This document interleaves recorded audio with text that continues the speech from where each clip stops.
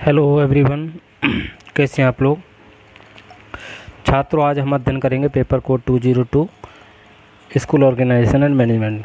कल पिछली वीडियो के माध्यम से हमने जो अध्ययन किया था role of principals, duties, responsibilities के बारे में अध्ययन किया था प्रिंसिपल के।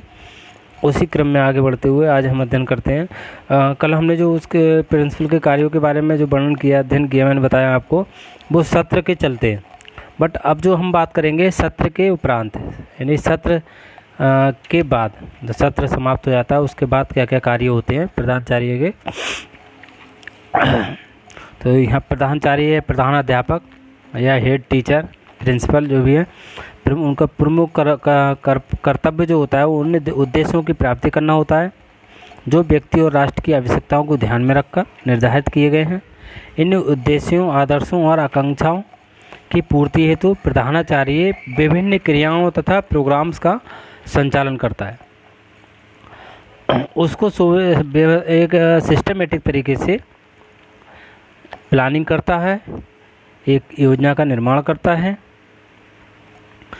चूँकि प्रधानाचार्य को सत्र के यानी सेशन के पर्यंत, सेशन पर्यंत यानी सेशन के बाद कार्य करना होता है, इसलिए दूसरे सत्र के लिए प्लानिंग करता है।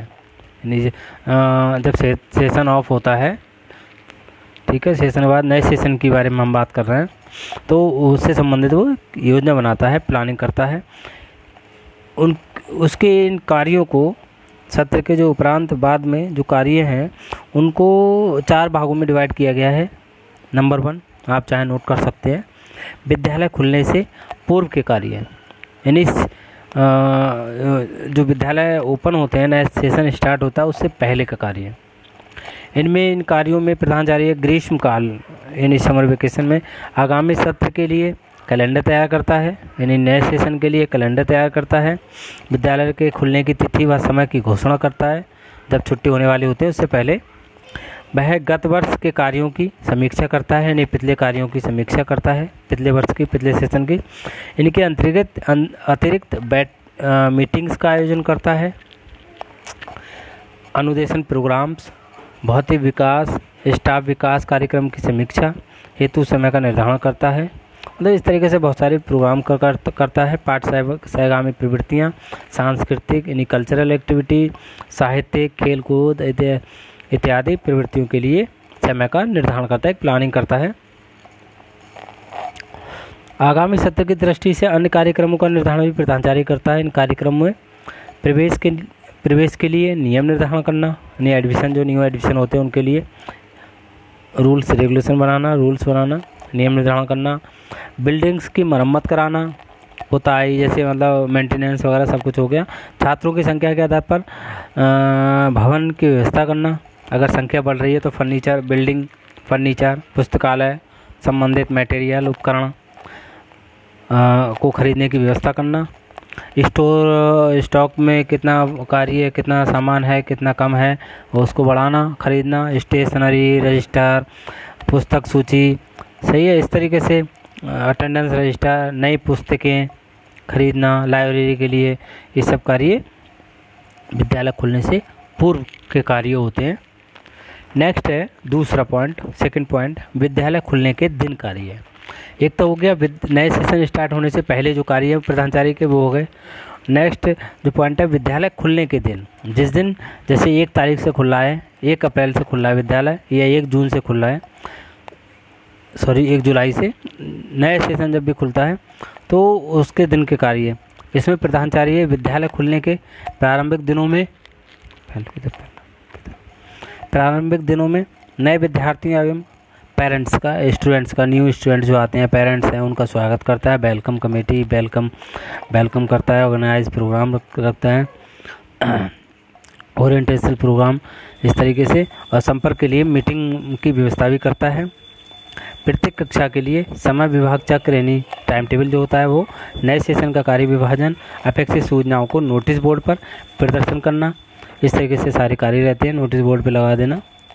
आवश्यक छात्र स्टेशनरी, पुस्तकों के विवरण की व्यवस्था और यूनिफॉर्म आदि की व्यवस्था करनी होती है, ये सब है। नेक्स्ट थर्ड पॉइंट है सत्र के अंतर्गत कार्य है, जब सत्र चलता है उससे संबंधित कार्य है। इसमें प्रधानाचार्य जो है टीचिंग वर्क जो होता है, शिक्षण कार्य का संगठन सत्र के अंतर्गत करता है।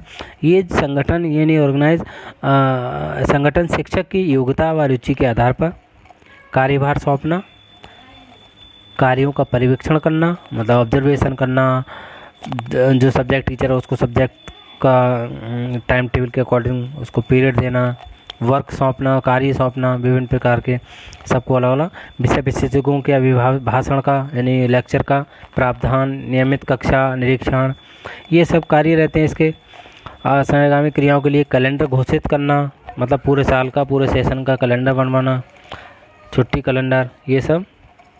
छात्र निर्देशन तथा स्वास्थ्य सेवाओं का संचालन और उनका अवलोकन करना, ऑब्जर्वेशन करना सत्र के अंतर्गत कार्य करने होते हैं। नेक्स्ट है लास्ट पॉइंट, सेशन समाप्ति पर आयोजन संबंधी कार्य।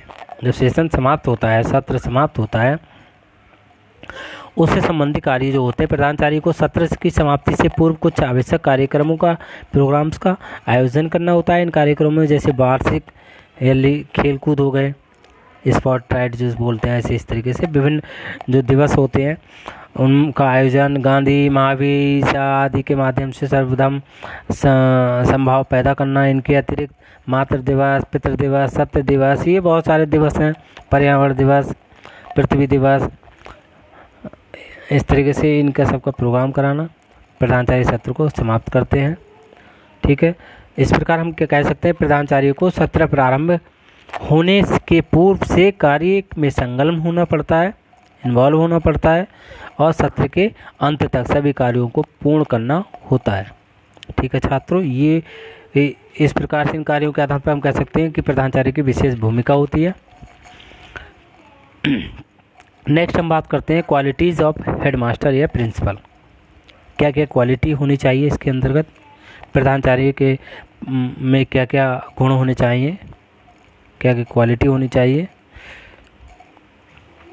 इससे संबंधित विद्वान ने कहा है रायवर्ण महोदय, रायवर्ण, इन्होंने कहा है प्रधानाचार्य में वे सभी गुण होने चाहिए जो एक नेता में होने आवश्यक हैं। उसे बहुत ही व्यवहार कुशल होना चाहिए, सभी का सहयोग प्राप्त करने की कला में भी दक्ष होना चाहिए, जिससे नेतृत्व कार्य सफल हो सके।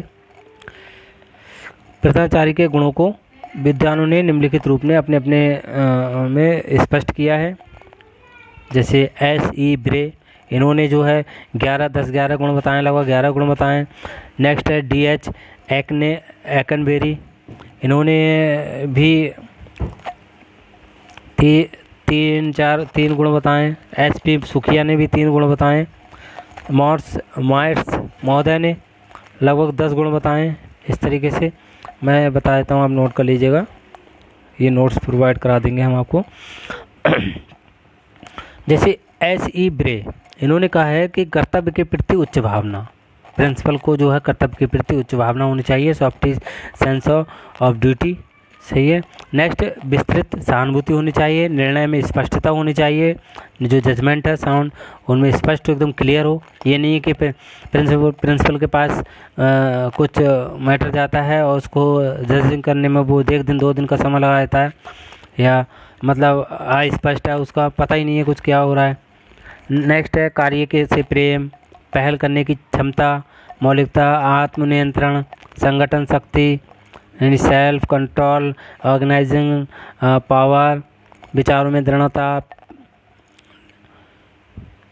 प्रभावी भाषण कला, मतलब स्पीच में एक्सपर्ट होना चाहिए उसको, उसका जो स्पीच हो, भाषण हो, लेक्चर हो, वो इफ़ेक्टिव हो। चरित्र में शुद्धता होनी चाहिए प्रिंसिपल का जो करेक्टर है, क्योंकि एक विद्यालय में जो शिक्षा प्रक्रिया की धुरी माना गया है, इसको मुख्य माना गया है, जिस पर पूरी शिक्षण प्रक्रिया निर्धारित रहती है। अगर उसका चरित्र सही नहीं होगा तो वो कहीं ना कहीं उसका चरित्र पूरे संस्थान पर, पूरे विद्यालय पर अपना प्रभाव डालेगा। इसी प्रकार से इसी क्रम में D.H. एकनबेरी ने 3 गुण बताए हैं पहला है प्रभावी शिक्षा दर्शन, यानी इसके अंतर्गत स्पष्ट दृष्टिकोण, अंतर्दृष्टि, कर्तव्यनिष्ठा, आत्मनियंत्रण, सेल्फ कंट्रोल, व्यापक सहानुभूति आदि गुणों को सम्मिलित किया गया है। नेक्स्ट पॉइंट है जो D.H. एकेनबेरी ने गुण बताए हैं, वो 3 बताए हैं। पहला प्रभावी शिक्षा दर्शन, सेकंड है नेतृत्व प्रदर्शन की क्षमता, लीडरशिप। इसके अंतर्गत स्पष्ट निर्णय, दृढ़ता, संगठन शक्ति, ऑर्गेनाइजेशन पावर, मौलिकता, पहल की क्षमता, प्रभावी वक्ता, वक्ता का मतलब सर हो गए स्पीच देने वाला, लेक्चर, इफेक्टिव स्पीच आदि गुणों को सम्मिलित किया गया है। नेक्स्ट है जनतांत्रिक मूल्यों की समझ। जनतांत्रिक मूल्यों की समझ, जिसे पता ही नहीं होगा, जिसे जानकारी इस गुण के अभाव में प्रिंसिपल जो है मूल्यों के बारे में पता नहीं होगा, तो वो क्या है, उच्च चरित्र, क्षमता, न्याय, अभिव्यक्ति की स्वतंत्रता, सहयोग आदि गुणों के बारे में जानकारी नहीं होगी उसकी, और इनका विकास नहीं कर पाएगा। ठीक है, इसके अंतर्गत उच्च चरित्र, समता, न्याय, अभिव्यक्ति, एप्टीट्यूड की स्वतंत्रता, सपोर्ट यानी सहयोग आदि गुणों को सम्मिलित किया गया है। नेक्स्ट है SP सुखिया। इन्होंने प्रधानाचार्य के गुणों को 3 भागों में विभाजित किया है। ये 3 गुण निम्नलिखित हैं। पहला है व्यक्तिगत, इंडिविजुअल जिसे कहते हैं गुण। इसके अंतर्गत अच्छा स्वास्थ्य, अच्छी आदतें, अच्छा उच्च चरित्र, कार्यशील नेतृत्व क्षमता, सहानुभूति, मानवीय संबंधों की क्षमता, बौद्धिक क्षमता, संवेगात्मक स्थिरता आदि गुणों को सम्मिलित किया गया है। नेक्स्ट है व्यवसायिक गुण। व्यवसायिक गुण के अंतर्गत व्यवसायिक ज्ञान, वोकेशनल नॉलेज, वोकेशनल क्वालिफिकेशन एवं व्यवसाय के प्रति निष्ठा आदि गुणों को सम्मिलित किया गया है। नेक्स्ट है प्रशासनिक गुण। ये विशेष गुण हैं, इनके अंतर्गत कुशल प्रशासक और कुशल संगठनकर्ता आदि गुणों को सम्मिलित किया गया है। ठीक है, ये इनके द्वारा हो गए।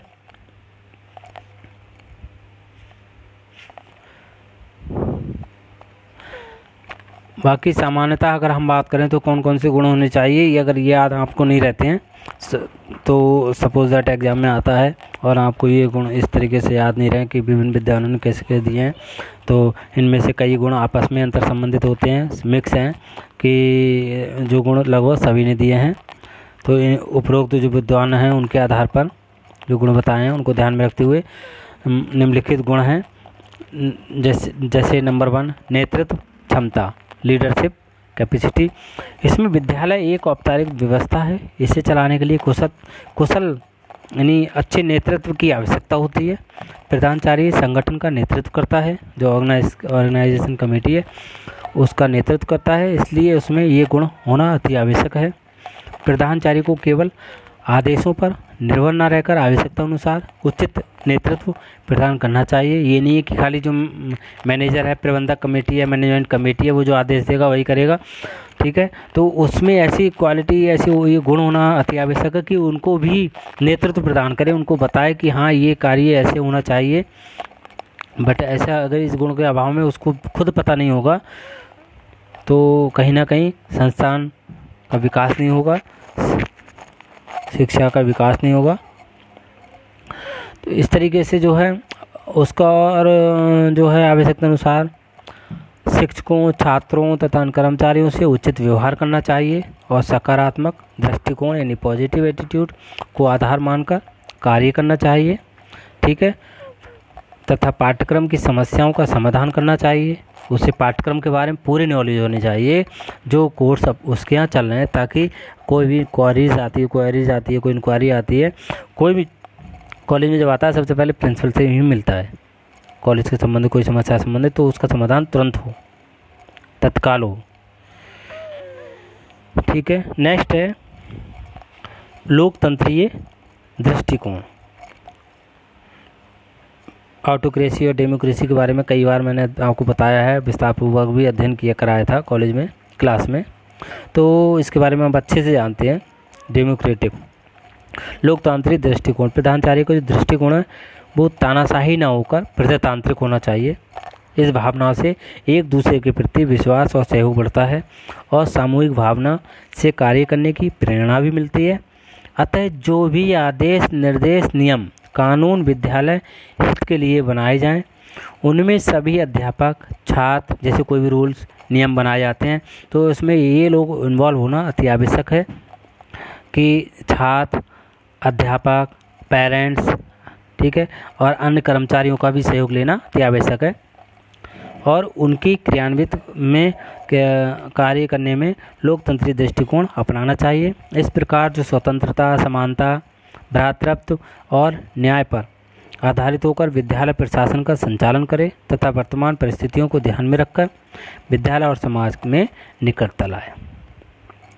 इससे संबंधित फ्रैंकलिन जॉनसन ने कहा है कि प्रधानाचार्य को विद्यालय से संबंधित, संस्थान से संबंधित समाज की दशाओं और आवश्यकताओं का अध्ययन करना अति आवश्यक है, करना चाहिए उसको, तथा इस सत्र से संबंधित विद्यार्थियों की आवश्यकताओं की जानकारी भी प्राप्त करनी चाहिए कि विद्यार्थियों को, छात्रों को किस किस वस्तु की आवश्यकता है, किस चीज़ की आवश्यकता है, उसको पूरा करना चाहिए।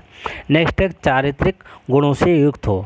देखिए करैक्टर के बारे में हमने कई बार बताया, कई बार बात की है कि ये तो जनरली आप नॉर्मली सभी जानते हैं कि करैक्टर जब ये एजुकेशन डिपार्टमेंट ऐसा है जिसमें करैक्टर का मुख्य रोल है। इसका प्रभाव, अगर प्रिंसिपल करैक्टर लूज है तो उसका प्रभाव पूरे संस्थान पर पड़ता है, पूरी शिक्षा प्रक्रिया पर पड़ता है, विद्यार्थियों पर पड़ता है, कर्मचारियों सभी पे पड़ता है। तो यहाँ पर चारित्रिक दृष्टि से शक्तिशाली होनी चाहिए उसको, उसके अच्छा चरित्र का निर्माण करने हेतु उसे चिंतक, दृढ़ इच्छा शक्ति वाला, दृढ़ संकल्प वाला और निर्धारित आदर्शों व सिद्धांतों का पूर्ण से पालन करने वाला होना चाहिए, ताकि उसके चरित्र का जो प्रभाव है वो टीचर्स पर, स्टूडेंट्स पर, कर्मचारियों पर, पूरी संस्थान पर, शिक्षा व्यवस्था पर पड़े। चरित्रवान जो अच्छा चरित्र का प्रधानाचार्य होता है वो अपने इस तेज से अनेक समस्याओं का समाधान आसानी से निकाल लेता है। ठीक है, मतलब इस प्रकार से बहुत सारे आप सभी जानते हैं करैक्टर को लेकर।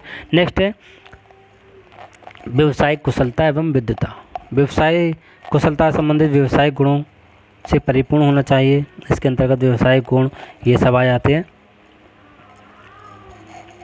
व्यवसायिक ज्ञान, व्यवसायिक योग्यता, व्यवसाय के प्रति निष्ठा आदि गुणों को सम्मिलित किया जाता है इसके अंतर्गत।